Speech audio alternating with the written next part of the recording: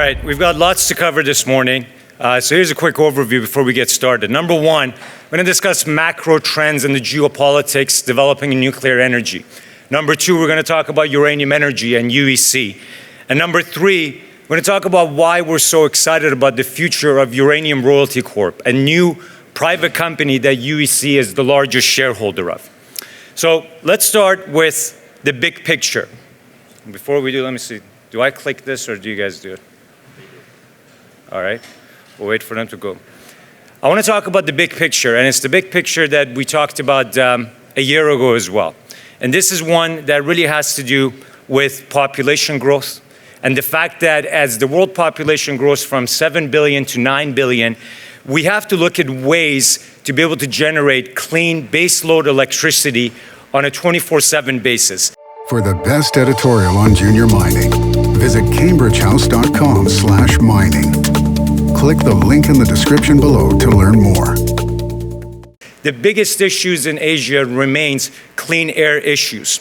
And today, one of the things that I'm really excited about is the new narrative in nuclear power. And I think this is a game changer. And it has to do with previous foes of nuclear power becoming supporters. We're talking about new groups joining climate organizations in support of nuclear power being part of the energy mix. And what this is really translating to is improving public opinion, combined with these new climate organizations that are supporting nuclear power. And this is resulting in a shift on Capitol Hill, where we're now seeing new pro-nuclear legislation that is bipartisan start to emerge. Just earlier this week, this is big news, President Trump signed the Nuclear Energy Innovation and Modernization Act into law. The bill is meant to streamline the regulatory process for nuclear power and also the efficiency of uranium regulation. Again, this is a bipartisan measure. As always with energy, there's going to be a geopolitical angle. And the twist here is how China and Russia have overtaken the US when it comes to the global position in nuclear power and nuclear fuel. How does the US feel about this lost leadership? You can read Marin's bestsellers on the book, and we can watch Rick Perry, the current energy secretary, talk about it. Maybe a better word.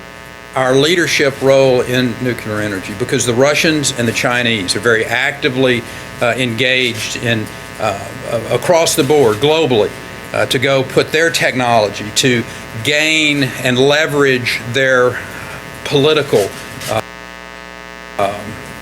place, if you will, using nuclear energy as one of the levers. This is a massively important issue for the security of America and the security for America's allies. For the best editorial on junior mining, visit cambridgehouse.com/mining. Click the link in the description below to learn more. So on one hand, you have Russia that has practically become the OPEC of the nuclear fuel market. On the other hand, the US is importing 98% of its uranium requirements, lowest levels since 1949. This explains why the US government has launched a probe into the national security and the overdependence on foreign uranium imports. Last year, President Trump provided a major boost to the US steel and aluminum industry premised on national security. And with the backdrop of growing bipartisan support for nuclear energy, we're expecting to see a potential game changer this year, this summer. Look for the outcome of the Uranium Section 232 investigation.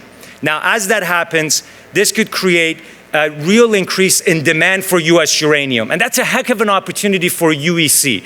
UEC has spent the last 14 years acquiring, developing, building and mining uranium in the US using the globally cost-competitive ISR method. The former US Energy Secretary is the chairman of our board, and we control the largest fully permitted pre-construction ISR project. We have infrastructure and people. Superintendent at UEC's Hobson facility. I've been in the uranium industry for over 35 years. The shortage of uranium mining infrastructure in America has me excited and proud of our fully permitted facility, where we have a state-of-the-art lab, automated plant, and highly qualified engineering department, which enables us to be the hub for all of our ISR projects in South Texas.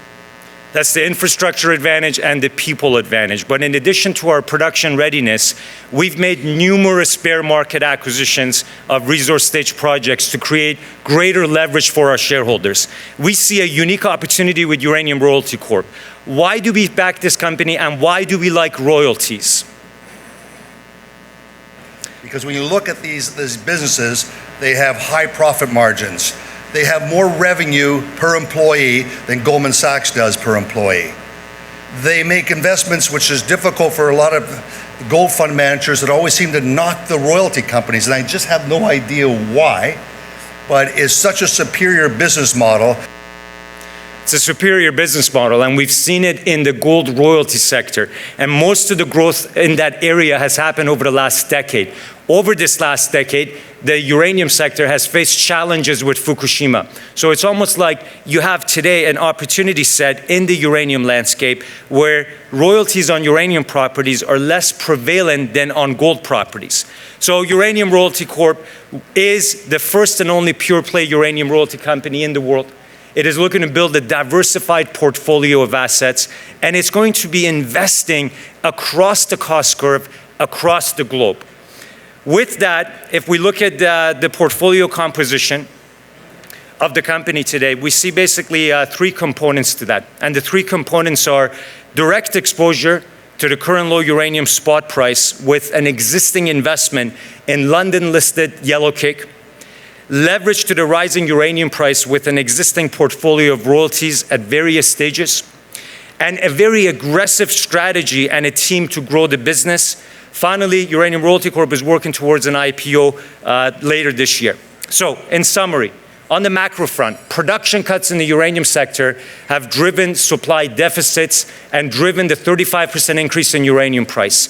Global nuclear energy generation has recovered to pre-Fukushima levels, and the US could potentially see increasing demand for US uranium. UEC is 100% unhedged. We have the potential production profile to get up to 4 million pounds of US production. We want to be the leading player in the US uranium industry, and we also give our investors additional unique exposure through our equity stake in Uranium Royalty Corp. Finally, uranium is a depleting commodity. Over 400 operating nuclear reactors need uranium year in and year out. Prices at these levels, most mines in the world can't make money. That means the uranium price will have to continue increasing or the lights will go out. Thank you very much.